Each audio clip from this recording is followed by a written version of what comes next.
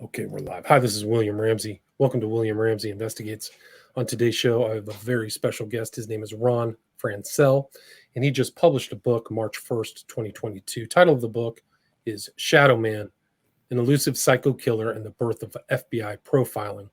Really an excellent read, fascinating book. He's a superb writer, and this is not his first book. He's written and is the author of 18 books, including the Edgar-nominated Morgue, A Life in Death, and the international bestseller, The Darkest Night, a true crime memoir hailed by Anne Rule and Vincent Bugliosi as a direct descendant of Truman Capote's In Cold Blood, and listed by the New York Times as one of America's most powerful true crime books.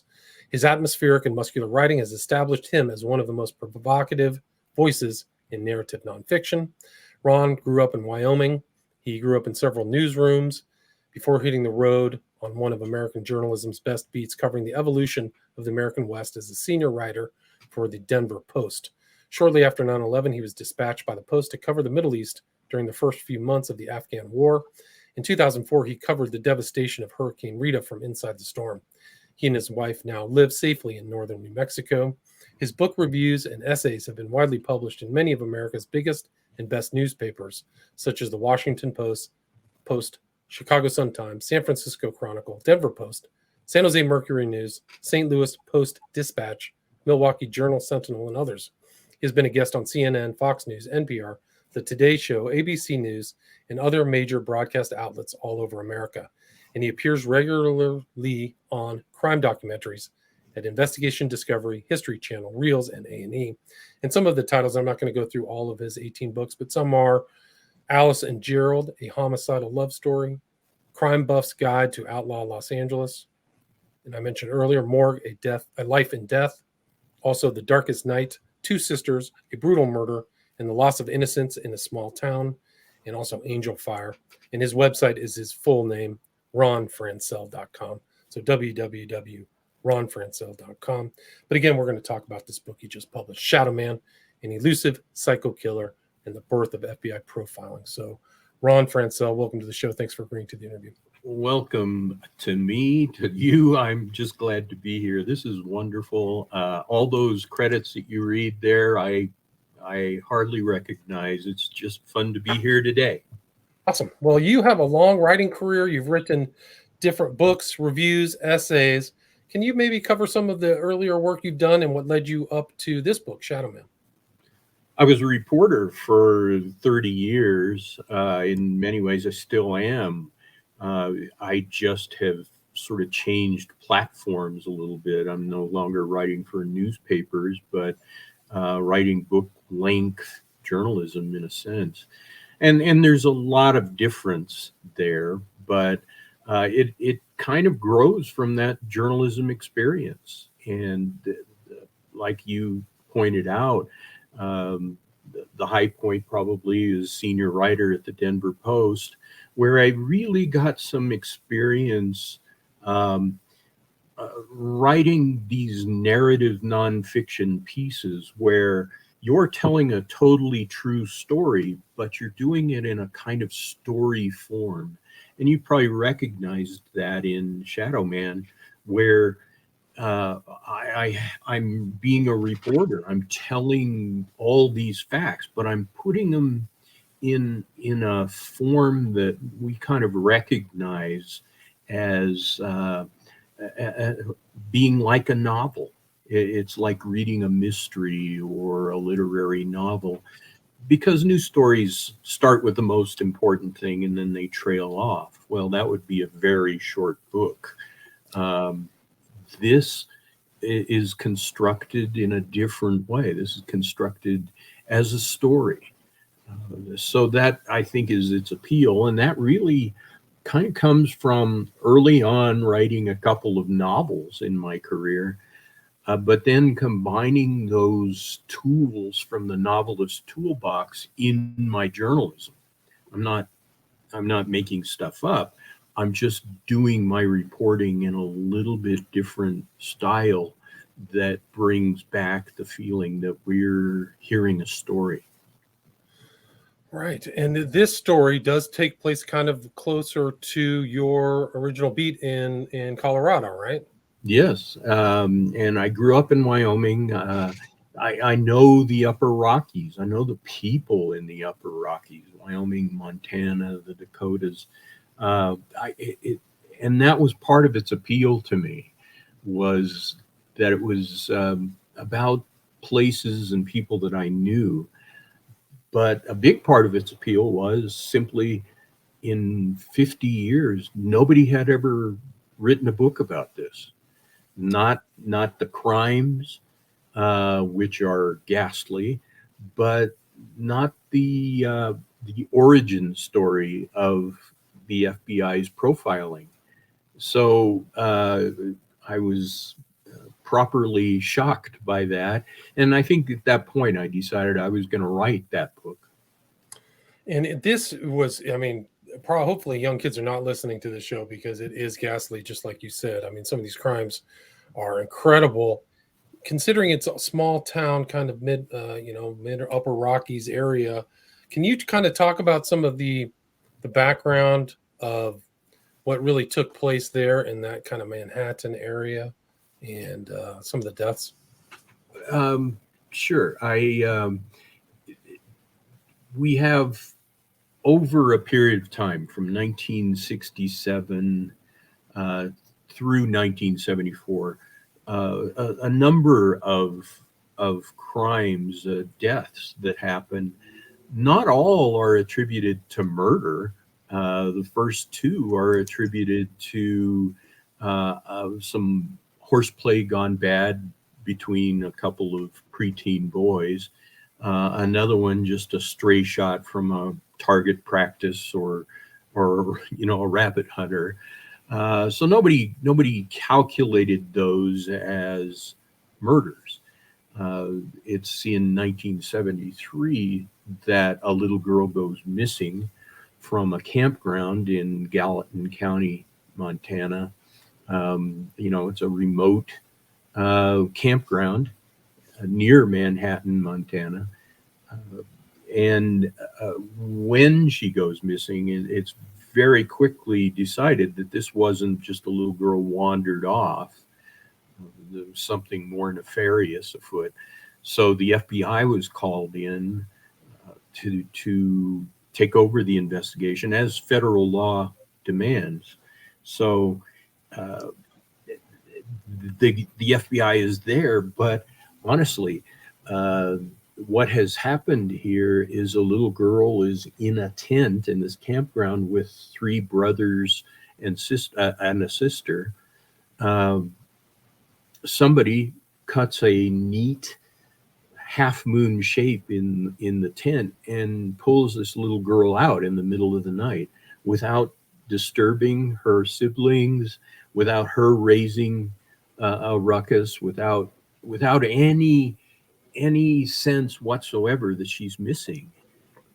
That next morning, when they discover she's gone and they discover this hole in the tent, the only thing anybody sees is a faint trail off through the dewy grass.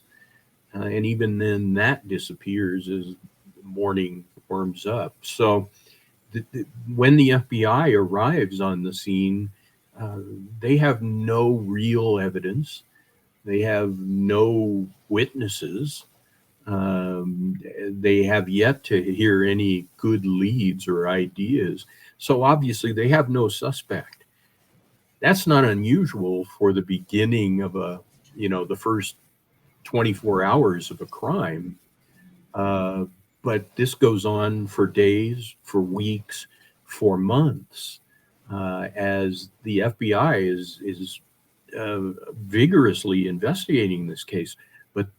But 7 months later, they have no better idea about who this might be than they did on day one. Right. So the girl never shows up. Susie Yeager, right? Correct. Gaegr. So and they do everything. They search convicted sex criminals, hoaxers. They get scammed. There's no good suspects. So they're flummoxed. They can't figure out what happened. They never found her body, too, right? At least Correct. at that point, yeah. But then there was a call, too, right? At a certain point, somebody offered a ransom for her. Yes, there was a ransom offered. There were a lot of calls. A lot of in the early 1970s they had trolls too. They weren't Right. online, but they were the kinds of people, these hoaxers. Some of them wanted to get a cut of the ransom. Some were well-meaning but uh, troubled clairvoyants who believed they had seen in their visions certain clues. Uh, there were some people that just wanted to toy with a grieving family. So it was not uncommon for the phone to ring at Susie's parents' house in Michigan and it be somebody that was just toying with them. But one day, um, a phone rings and one of the brothers picks it up, and there's something about this one that seems uh, different. And so it's not recorded.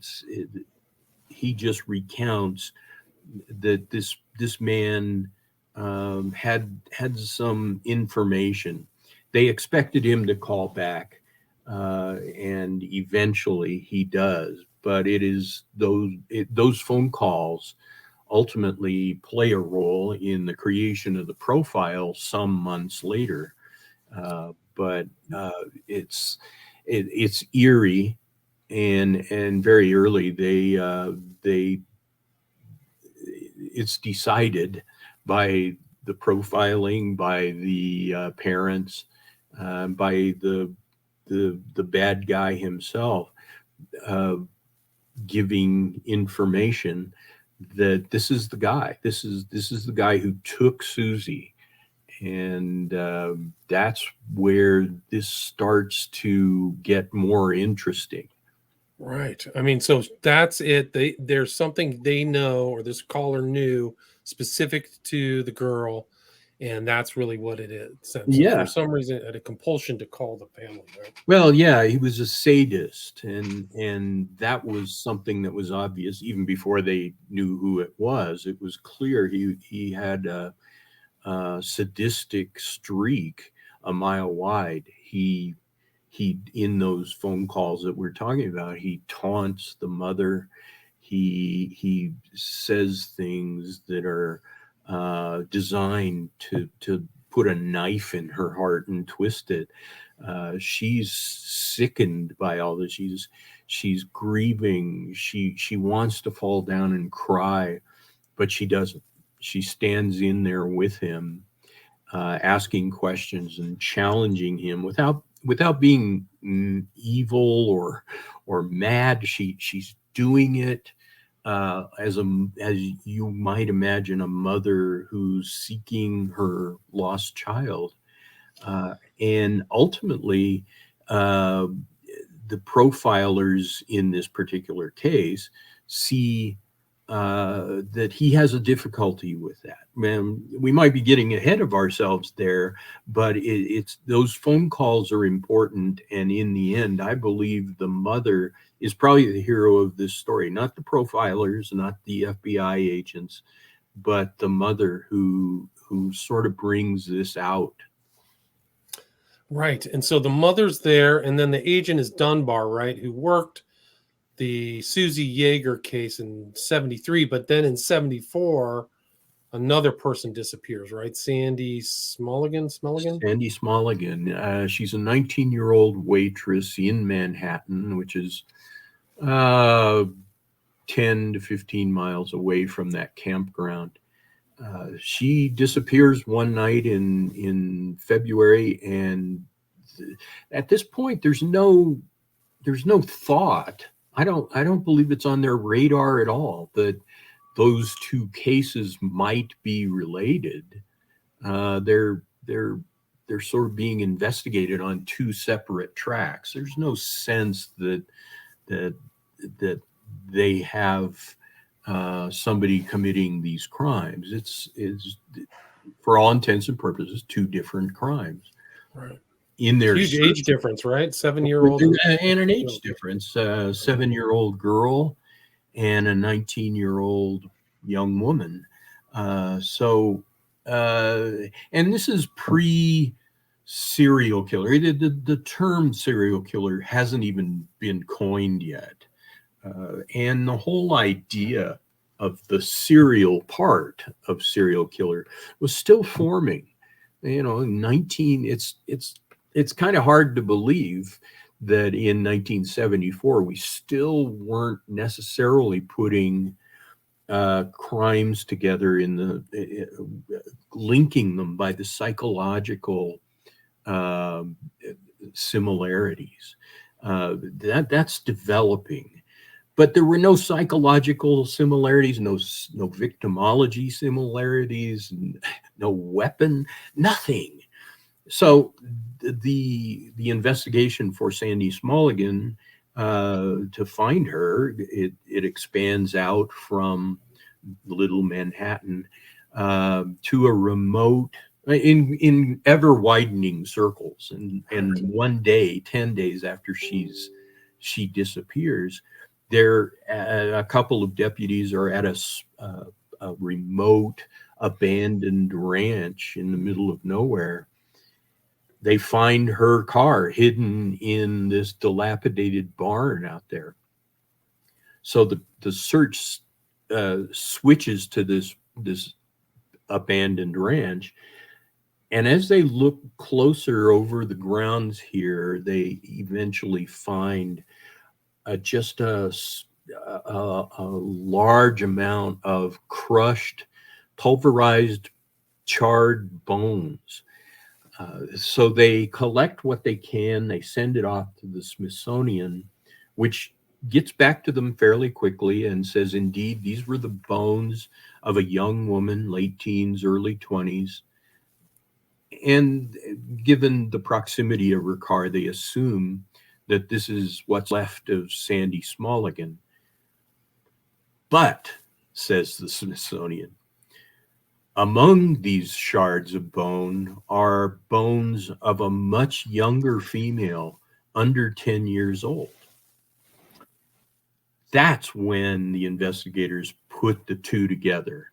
They believe that they are now holding some of the remains of both Sandy Smalligan, the waitress, and Susie Yeager, who had gone missing, 8 months before. The fact remained, though, that they still had no witnesses. They had no tips. They had no leads.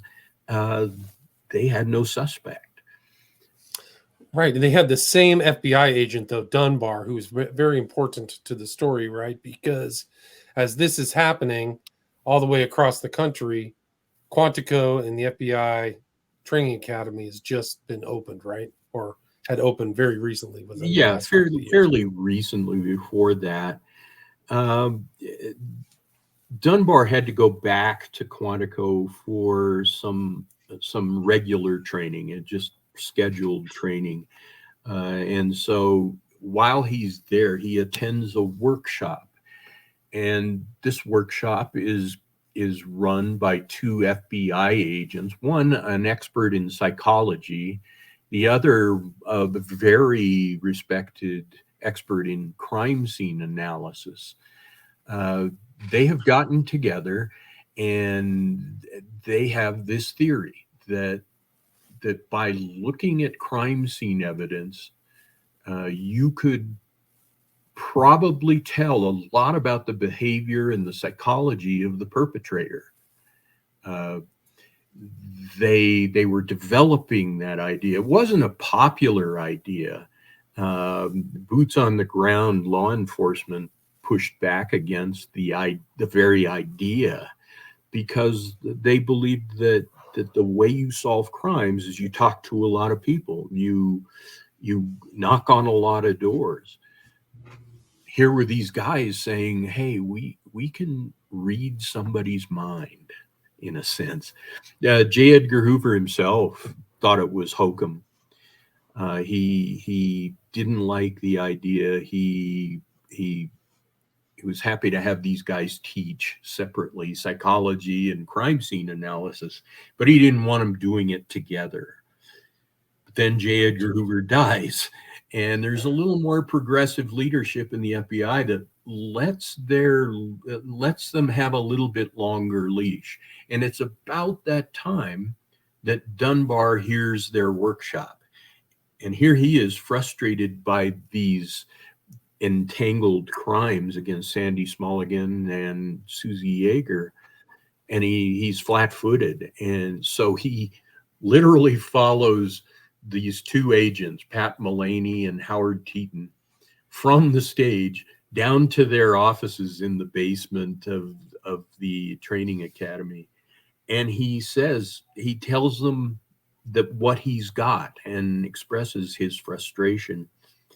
They think there might be something. It seemed like a kind of ordinary case of murder, if I can be so crass as to use that word. But they thought it might be a low risk way to test their theory. So they studied the case file and they issued their very first profile in this case. It told a lot about what they thought this particular perpetrator thinks and how he behaves. And so they had a very detailed at that time, like 74, of who they thought who this person was. And it was interesting because you mentioned an earlier case that I had never heard of, which was fascinating, about the Mad Bomber of New York. That was amazing. That was Dr. Brussel. Right. Yeah, that was so. That guy was able. Dr. Brussel was able to describe the Mad Bomber to a T. Like he had specifics down that were incredible. So yes, the capacity really was. Sorry. Absolutely, and I think it led to some of the suspicion about profiling because they were such wild outlines that he believed about the perpetrator of the bombings in New York in the 40s and 50s. But they were wild, and even today, knowing what we know about profiling, we can read the book about that and still be startled by some of the things he was coming up with. And I think that led to a certain amount of suspicion about the art and the science of profiling, even though they didn't call it that at the time, really. That was a term that Teeton and Mullaney kind of pulled out of their back pocket. They didn't know what to call it. So, look around and say, well, how about criminal profiling? Right. I mean, it is fascinating. They had a lot of elements that were surprisingly similar to some of the stuff that come up. I mean, and it's interesting too, because a lot of people know the name Robert Ressler. So he worked under Mullaney and Teeton, right? So I've come across stuff with Ressler. Yeah, that was fascinating. So what happened next? What happened next after this profile? Well, Teeton and Mullaney issue the profile. They give it to Dunbar, of course. It's about between 15 and 20 elements, ultimately. It starts at about 15. And they approach this purely on their experience and with logic. I think there's a little bit of it that was guesswork, educated guesses. But you got to remember that Teeton and Mullaney had no rule book.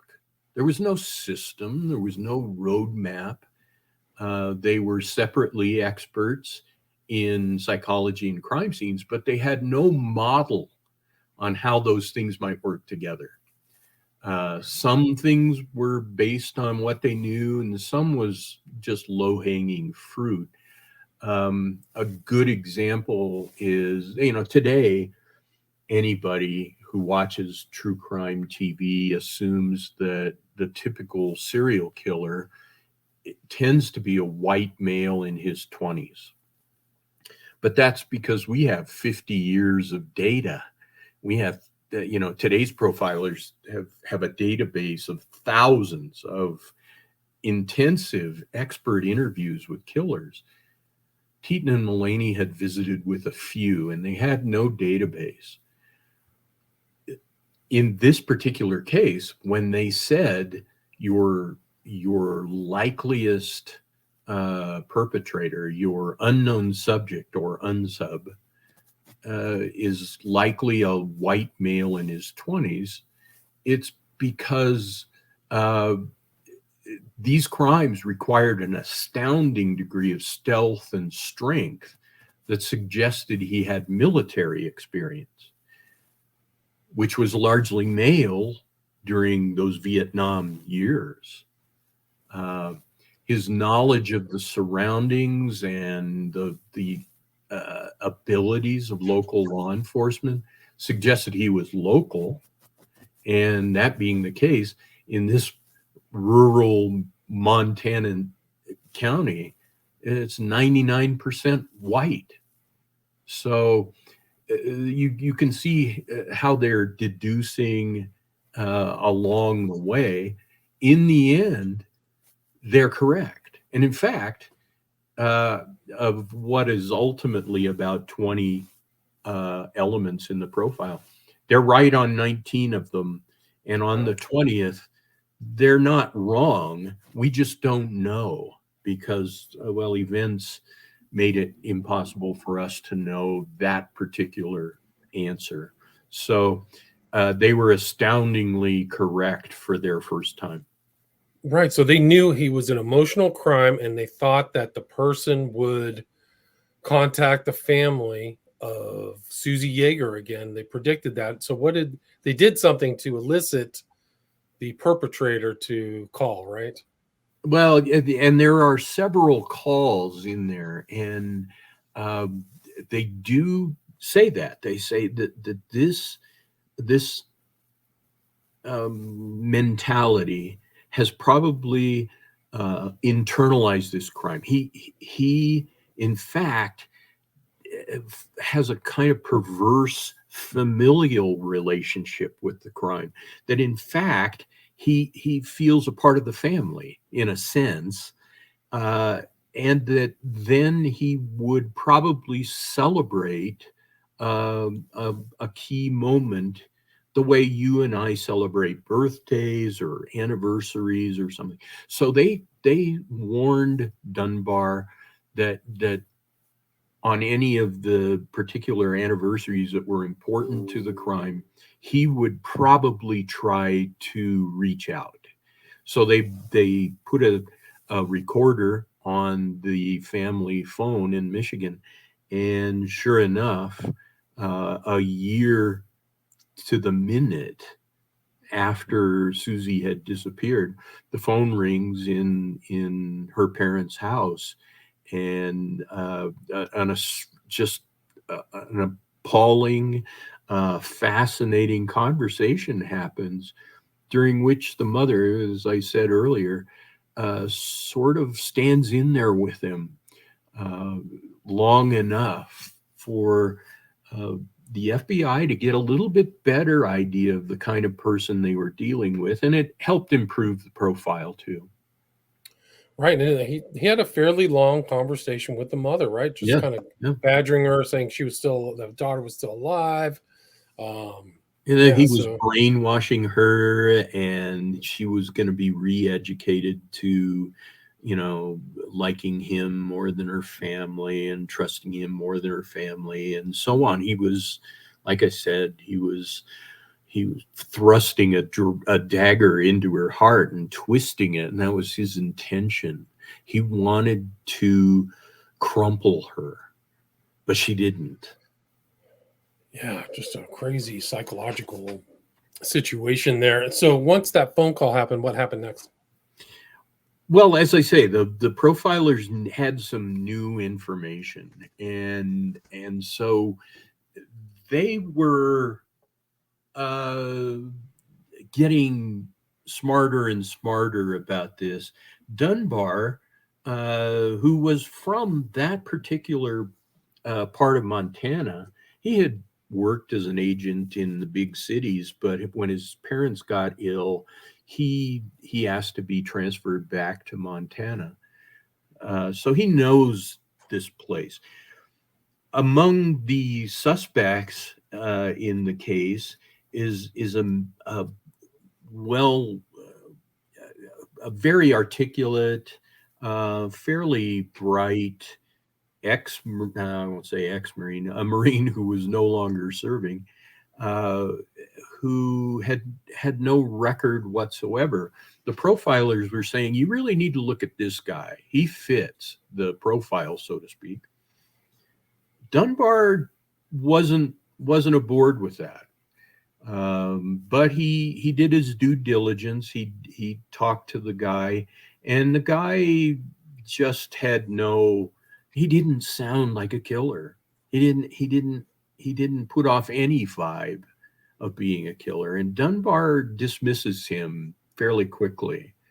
As they go, the profilers are still insistent that Dunbar should look at this guy. So he pops back up on the radar. They give him a lie detector test, which he passes with flying colors. They do it again a little bit later, and he passes. A third time, sort of at the insistence of the profilers, they give him a truth serum test, and he passes that with flying colors. In fact, Dunbar later talks about how his answers in the very first interview that he did were the same answers later in the truth serum, and there was no hint whatsoever that he was lying. So this particular suspect pops onto the FBI's radar about 3 or 4 times and pops off 3 or 4 times. It's one more phone call. It's 2 more phone calls that really bring the focus on him.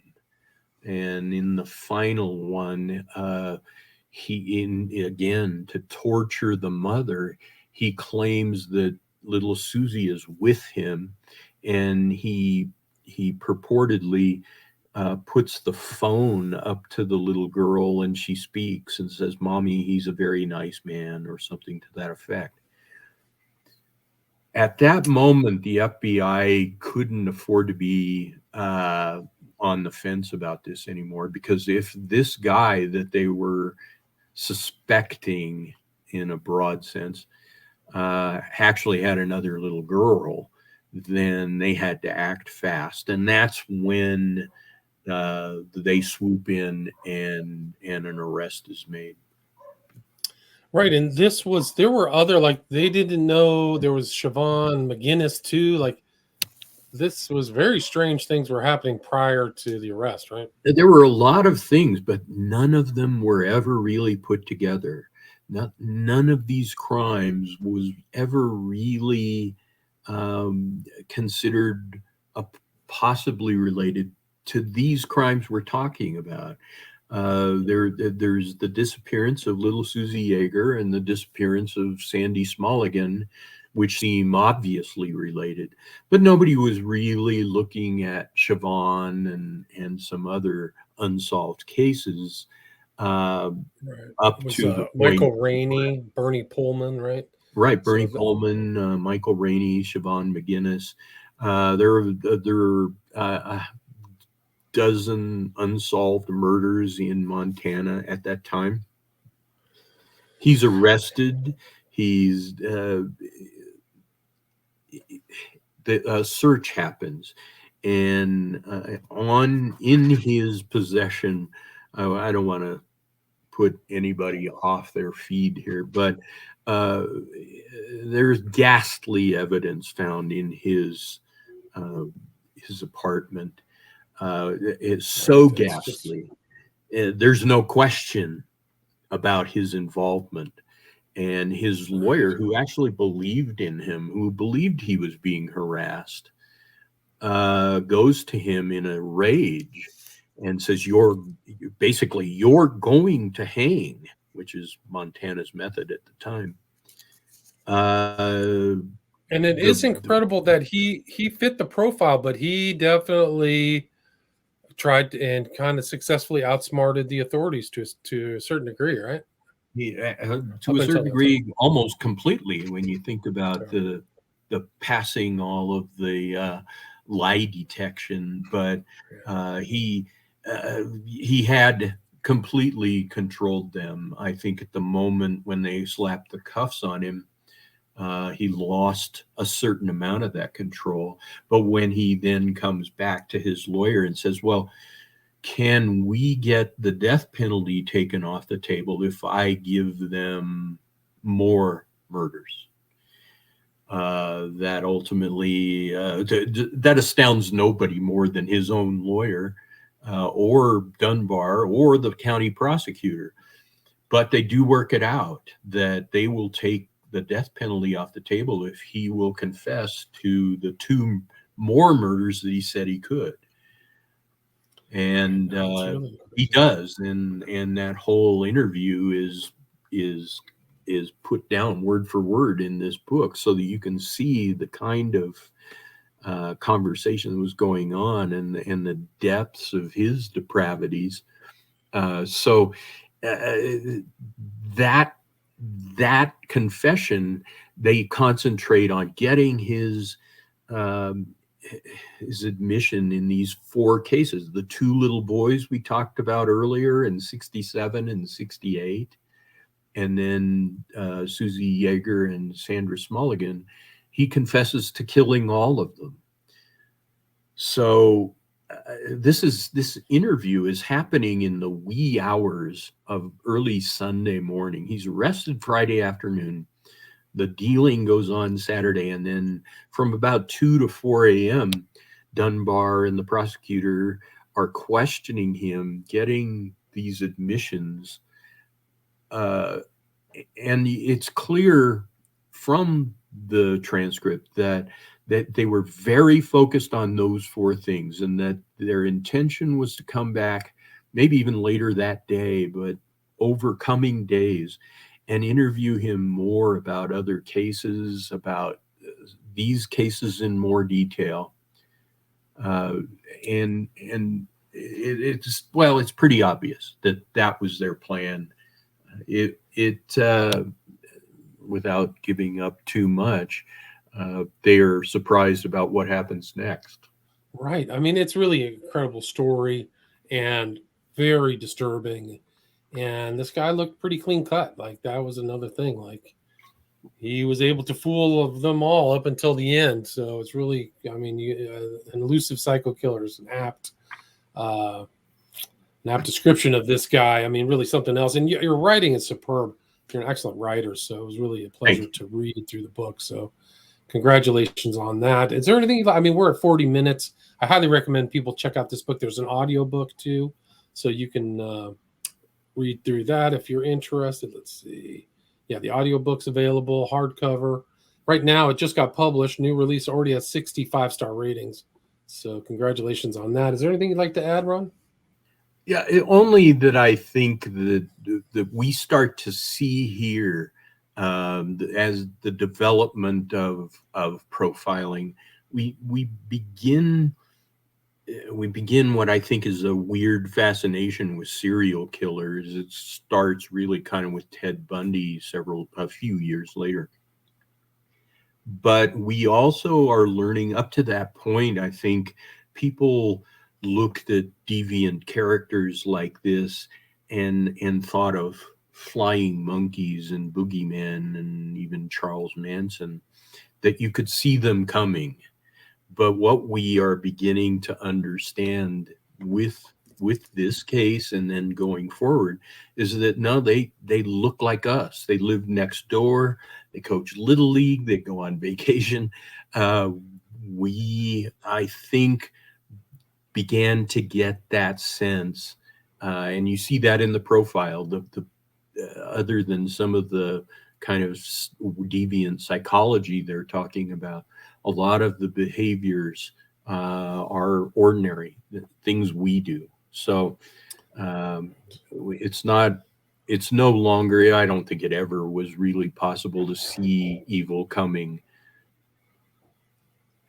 but this guy really was it. I mean, he was really, and you have it right there, kind of in the prologue too. You know, shadows come, so pretty dark. And your books are bestsellers like Darkest Night, Alice and Gerald. You have very great reviews. Clearly, people have read a lot of your other books. I was only aware of this one, but people can get all your books through your website, I assume, Ron Franscell. Well, they can Or read signed about copies? them. Yeah, come to the website and read about them, but they're all available at any bookstore. If they're not on the shelf, they can certainly be ordered. Amazon, Barnes & Noble, you name it. Your local independent bookstore is a great place to buy books. Excellent. And if people want to reach out to you, your website is RonFranscell.com, right? Correct. And Awesome. there's an email address in there that you can send me a note. Cool. And I will put that website in the show notes. Again, the author's name is Ron Franscell. Title of the book we talked about today. Go get this book. Excellent book. Or listen to the audiobook. Title again is ShadowMan, an Elusive Psycho Killer and the Birth of FBI Profiling. And just published March 1st, 2022. So, Ron, thanks so much for your time. Thank you, William. It was a privilege to be here. Awesome. Well, I really appreciate it. So have a great weekend. Stay there. Stay there.